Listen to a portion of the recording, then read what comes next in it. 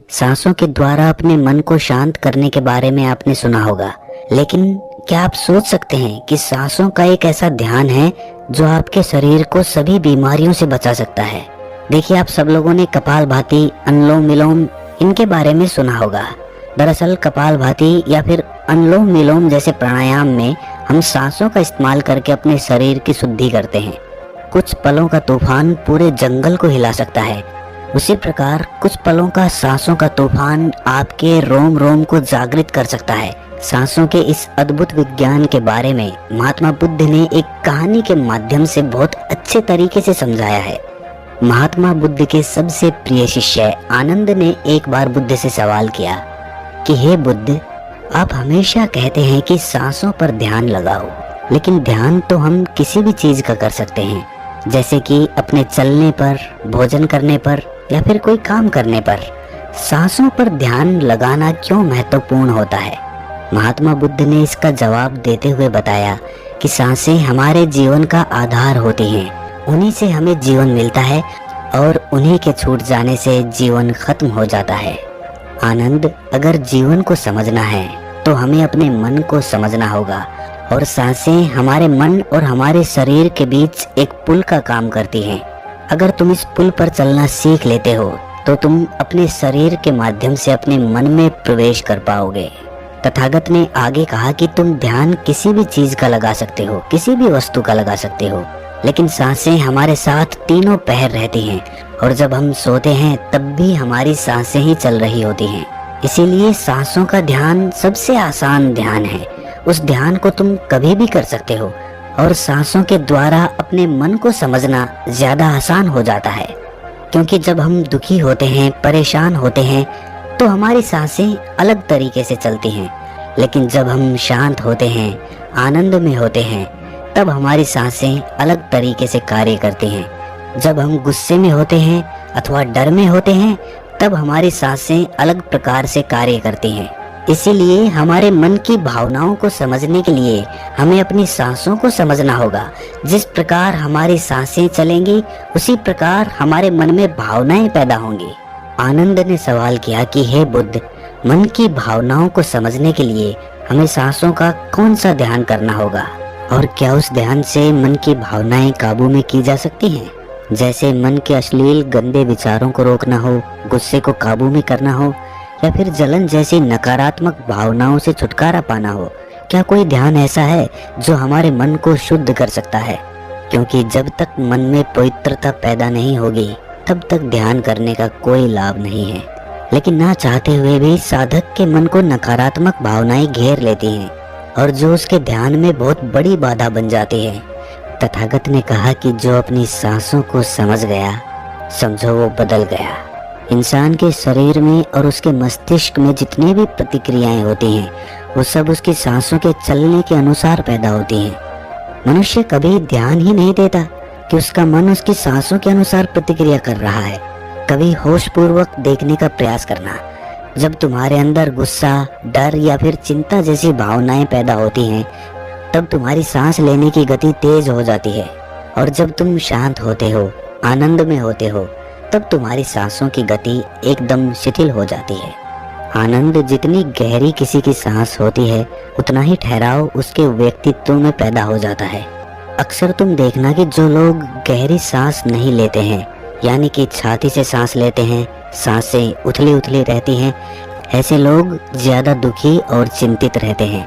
और वहीं पर जिन लोगों की सांस गहरी होती है, उनकी आंखों में तुम्हें एक शांति नजर आएगी, एक आनंद दिखेगा। ऐसे लोग किसी भी परिस्थिति में बेचैन नहीं होते हैं, उनका मन हमेशा शांत बना रहता है। वो कठिन से कठिन परिस्थिति को भी बड़ी शांति से सुलझाते हैं, और इसीलिए उनकी बुद्धि, उनका मस्तिष्क दूसरों से तेज काम कर पाता है, क्योंकि उनका मन शांत होता है, नकारात्मक भावनाओं से खाली होता है। आनंद, अगर कोई भी मनुष्य नकारात्मक भावनाओं या नकारात्मक विचारों से घिरा रहता है, शरीर में सुस्ती, आलस्य, ये सब भावनाएं उसकी सांसों के कारण पैदा होती हैं। इसीलिए ये बहुत आवश्यक है। अगर जीवन में अच्छी आदतें बनानी है, सोचने का नजरिया सकारात्मक रखना है, तो हमें अपनी सांसों को समझना होगा, और उसका सबसे अच्छा तरीका है अपनी सांसों का ध्यान। सांस हमारी हमेशा चलती रहती है। अगर पूरे दिन में से कुछ समय हम अपनी सांसों पर ध्यान लगाने को दें तो हमारा पूरा जीवन परिवर्तित हो सकता है। धीरे धीरे जैसे जैसे सांसों पर ध्यान गहरा होता जाएगा, वैसे वैसे तुम अपनी भावनाओं को समझने लगोगे, अपने शरीर में चल रही प्रतिक्रियाओं को अच्छे से देखने लगोगे। ये तभी संभव हो सकता है जब तुम अपने प्रति सचेत रहो, अपने प्रति होश में रहो। और होश तभी जागृत होता है जब किसी चीज पर निरंतर ध्यान लगाया जाता है। और हमेशा ध्यान में रहने के लिए प्रकृति ने हमें सांसें दी हैं।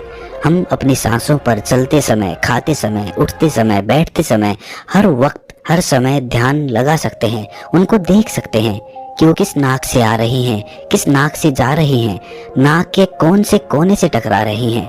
और जब हम निरंतर ये देखने लगते हैं तो हमारे विचार छटने लगते हैं। अब हम वास्तविकता की दुनिया में जी रहे होते हैं। अब शरीर की छोटी से छोटी संवेदना, हर एक भावना का हमारे शरीर, हमारी ऊर्जा और हमारे मस्तिष्क पर क्या असर पड़ता है, अब तुम समझ पाओगे कि हमारे विचारों के कारण हमारी भावनाएं पैदा होती हैं। जैसे हमारे विचार होंगे वैसी ही भावनाएं हमारे अंदर पैदा होती रहेंगी। एक सोते हुए बच्चे के पेट को देखना आनंद।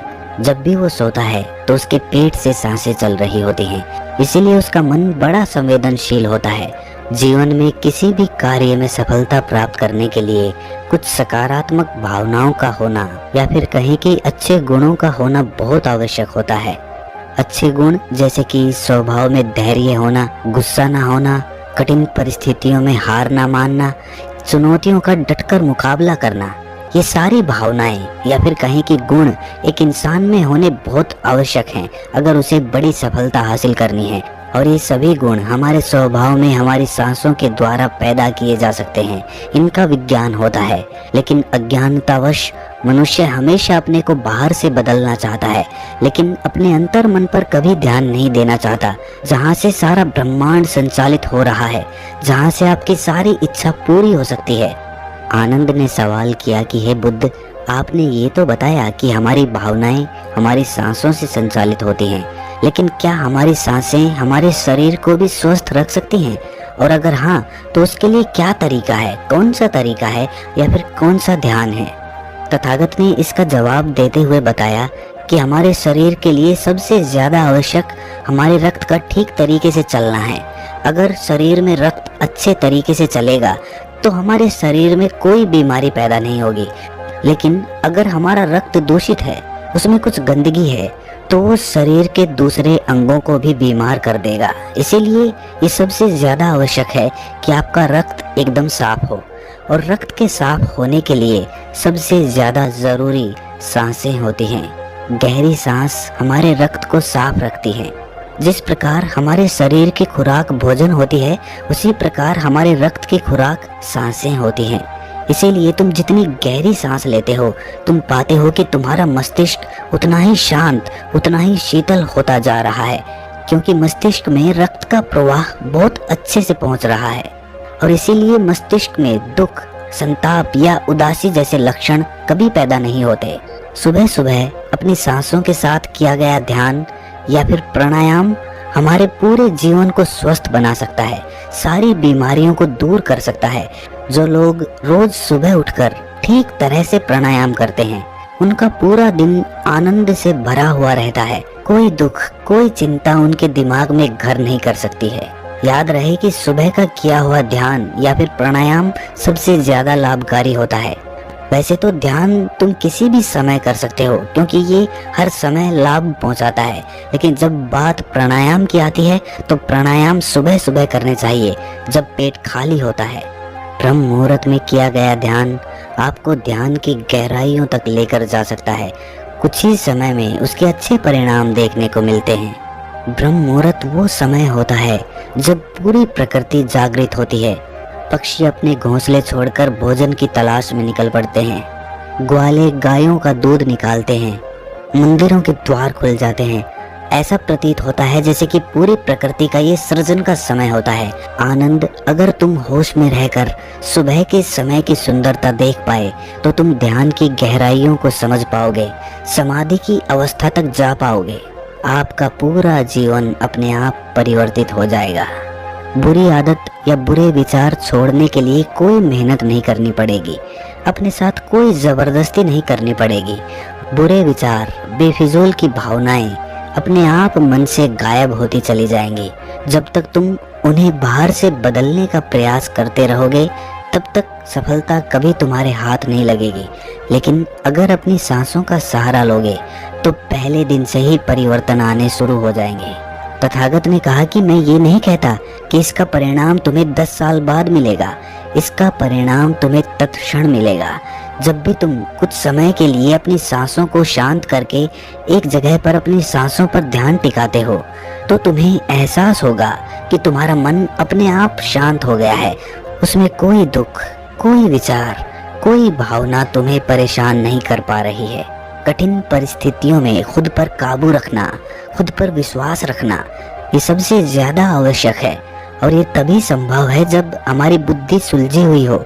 हम छोटी छोटी बातों के बारे में ज्यादा सोचने की जगह तुम उसके हल के बारे में विचार करने लगोगे।